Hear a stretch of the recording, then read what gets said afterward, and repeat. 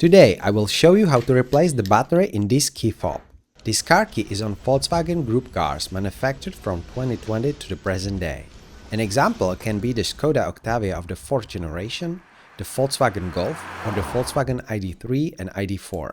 You can tell that your key fob has stopped working by the fact that this red light on the key does not flash.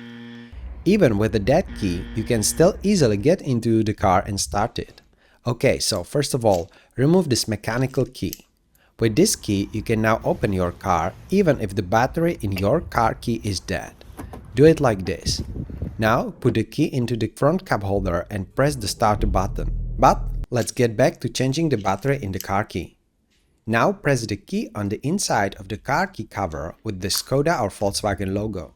The cover now pops up and you can see the battery. Do everything gently, however, some force is needed. You will now need to remove the old dead battery. To do this, use a small screwdriver or possibly a knife. These car keys use the same battery as the previous generations, a very common CR2032 lithium battery with 3 volts. Now you can easily insert the battery. Now you can put the mechanical key back in, and then just snap the top cover with the carmaker's logo back on. Now you will see the red light flashing when you press it. No pairing required, the car will now open remotely.